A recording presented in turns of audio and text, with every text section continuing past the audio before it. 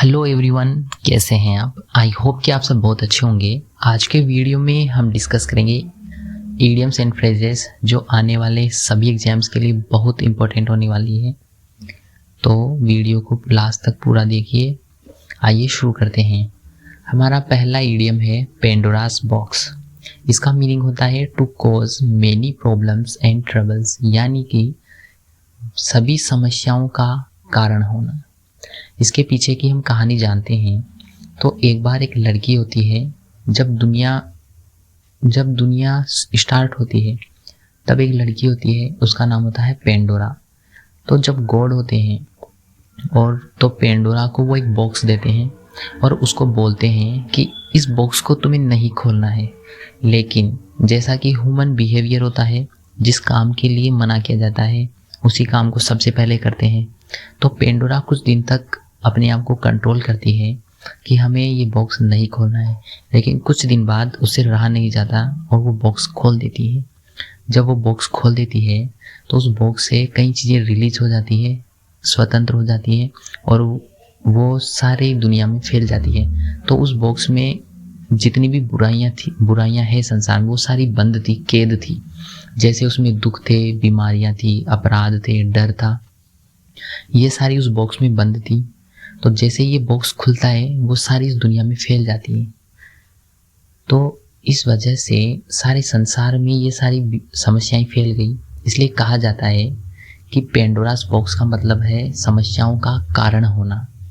अगर Pandora's box को नहीं खोलती तो आज दुनिया में जितने भी दुख दर्द हैं, समस्याएं हैं, वो नहीं होती, ऐसा माना जाता है। इसलिए पेंडोरास बॉक्स का मीनिंग होता है समस्याओं का कारण होना।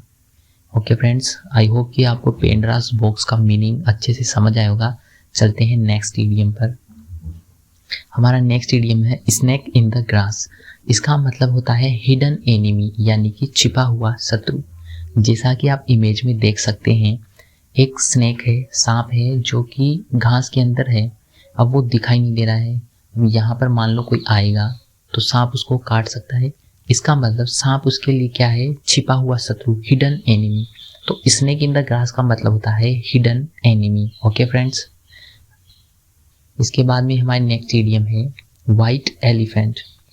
फ्रेंड्स, जब रोमन लोग थे, वहाँ के जो किंग थे, वहाँ पर व्हाइट एलिफेंट यानी कि सफ़ेद जो हाथी था, उसको बहुत ही पूजनीय माना जाता था, उसकी बहुत ही सेवा की जाती थी।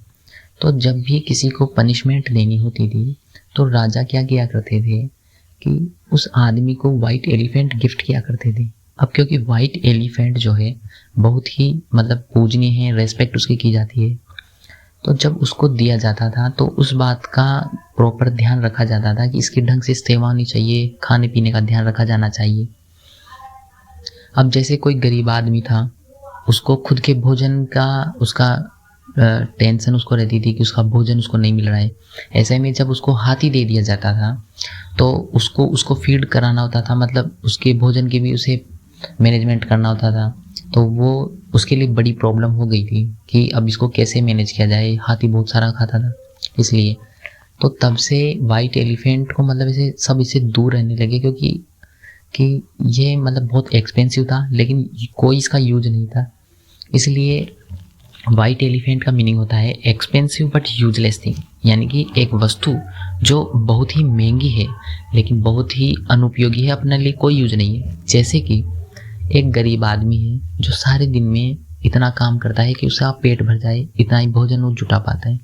अगर उसको कोई जाके BMW कार गिफ्ट करेगा तो उसके लिए वो यूजलेस है, क्योंकि उसकी पहली प्रायोरिटी अपनी भूख को शांत करना है।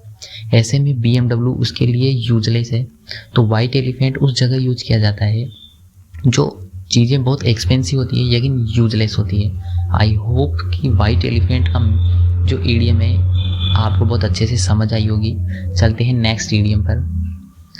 नेक्स्ट ईडियम है फ्लॉगिंग अ डेड हॉर्स। इसका मीन्स होता है फर्टाइल एफर्ट्स, यानी कि व्यर्थपूर्ण प्रयास। अब जैसा कि आप इमेज में देख सकते हैं, एक आदमी है जो मरे हुए घोड़े को कोड़े मार रहा है। तो मरे हुए घोड़े को अगर कोड़े मारेगा तो क्या वो चलेगा? वो नहीं चलेगा, उसका कोई यूज नहीं है, वो बिल्कुल यूजलेस कार्य कर रहा है। इसलिए फर्टाइल एफर्ट्स यानी कि वो व्यर्थपूर्ण प्रयास कर रहा है। इसका कोई भी सेंस निकलता नहीं है कि एक मरे हुए घोड़े को कोई मार रहा है। तो इसका मीनिंग होता है व्यर्थपूर्ण प्रयास, यानी कि फर्टाइल एफर्ट्स। चलते हैं नेक्स्ट इडियम पर। हमारा नेक्स्ट इडियम है man in the street. Man in the street का मीनिंग हो गया कॉमन पीपल, यानी कि सामान्य लोग। अब आप इमेज में देख सकते हैं कि ये भारत की एक स्ट्रीट है, एक रोड है, और यहाँ पर कौन चल रहा है? आम आदमी, सामान्य लोग। तो मैन इन द स्ट्रीट का मतलब हो गया कॉमन पीपल। अब जो वीआईपी लोग होते हैं, जैसे बड़े बिजनेसमैन, बड़े लोग, राजनेता, ऑफिसर्स, वो कभी ऐसे ऐसे स्ट्रीट्स में नहीं देखे जा सकते ना, क्योंकि वो सामान्य नहीं है। वो मतलब सामान्य, वो असामान्य लोग हैं। मतलब वीआईपी ये सब लोग ऐसी स्ट्रीट्स पर आपको कभी नहीं दिखेंगे। ऐसी स्ट्रीट्स पर आप और हम लोग, सामान्य लोग, वही दिखाई देते हैं। तो मेन इन द स्ट्रीट का मीन हो गया common people. Okay, next idiom पर चलते हैं। हमारा नेक्स्ट इडियम है नेल इन द कॉफिन। देखो, नेल का मीन होता है कील, कॉफिन का मतलब होता है ताबूत, और इसका मीनिंग होता है an action that will cause something and, यानी कि ताबूत की कील या पतन का कारण। अब नेल इन द कॉफिन यानी कि जो कॉफिन रहता है उसमें नेल यानी कि कील ठोकना, यानी कि किसी के लिए ताबूत तैयार करना। मतलब ताबूत की कील हिंदी में भी कहा जाता है ना भाई, ताबूत की कील साबित होगी ये कार्य उसके लिए। मतलब कोई ऐसा कार्य करना जो खुद के पतन का कारण हो। An action that will cause something and, मतलब कोई ऐसा कार्य करना जिससे जो डिस्ट्रक्शन की ओर जाता हो, जो विनाश की ओर लेकर जाता हो। तो ये नेल इन द कॉफिन इसलिए यूज किया जाता है। आई होप कि नेल इन द कॉफिन का मीनिंग आपको अच्छे से समझ आया होगा। चलते हैं नेक्स्ट इडियम पर। ओके, हमारा नेक्स्ट इडियम है once in a blue moon. इसका मीन होता है वेरी रेयरली। हिंदी में अगर आप इसका इक्वल देखो तो उसे कह सकते हैं ईद का चांद। और ईद का चांद जो भी होता है वो बहुत ही टाइम में दिखाई देता है, मतलब बहुत ही दुर्लभ, वेरी रेयर केस में। तो इसलिए once in a blue moon का मीनिंग ये होता है। ठीक है, अब देखो आप इमेज में देख सकते हो, तो ब्लू मून जो है ना, मतलब साल में या कई सालों में एक बार दिखाई देता है। तो जो आदमी मतलब बहुत टाइम में दिखाई दे रहा है तो हम उसके लिए बोल सकते हैं कि once in a blue moon, यानी कि मतलब नीला चांद। आमतौर पर चांद कैसा दिखाई देता है? वाइट दिखाई देता है, लेकिन नीला चांद बहुत ही टाइम में दिखाई देता है। जैसे ईद का चांद भी ईद के टाइम दिखाई देता है, ईद साल में एक बार आती है इसलिए। तो इसका मतलब होता है बहुत ही रेयर, वेरी रेयरली, बहुत ही दुर्लभ चीज उसके लिए। आई होप कि once in a blue moon idiom जो है इसका बहुत अच्छे से आपको समझ आया होगा। चलते हैं नेक्स्ट इडियम पर। An open book. इसका मीनिंग होता है ओपन एंड फ्रैंक, यानी कि कुछ भी नहीं छुपाना। देखिए फ्रेंड्स, ओपन बुक का मीनिंग होता है एक बुक जो ओपन है, वो उसे कोई भी पढ़ सकता है। ठीक है, तो उस बुक को कोई भी आके पढ़े, उसे कोई प्रॉब्लम नहीं है।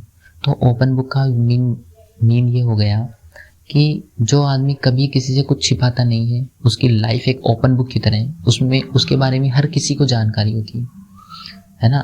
तो इसका मतलब होता है ओपन एंड फ्रैंक, यानी कि कभी नहीं छुपाना, उसको कोई प्रॉब्लम नहीं है अपनी किसी चीज़ छुपाने से। तो ओपन बुक का मतलब होता है ओपन एंड फ्रैंक, कभी भी कुछ नहीं छुपाना। ओके फ्रेंड्स, हमारा नेक्स्ट इडियम है प्रोज एंड कॉन्स। इसका मीनिंग होता है एडवांटेज एंड डिसएडवांटेज, यानी पक्ष और विपक्ष।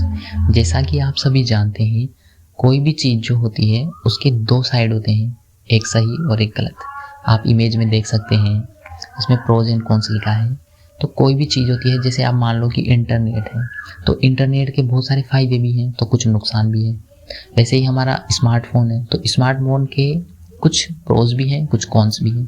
तो प्रोज और कॉन्स जो है ना, पक्ष और विपक्ष को दिखाते हैं। किसी चीज़ की अच्छी क्वालिटी और बुरी क्वालिटी जब दोनों की हम साथ में बात करते हैं तो प्रोज एंड कॉन्स का यूज करते हैं।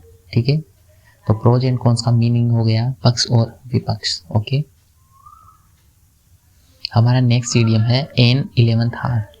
इसका मीनिंग होता है एट द लास्ट मोमेंट, यानी कि अंतिम क्षण में।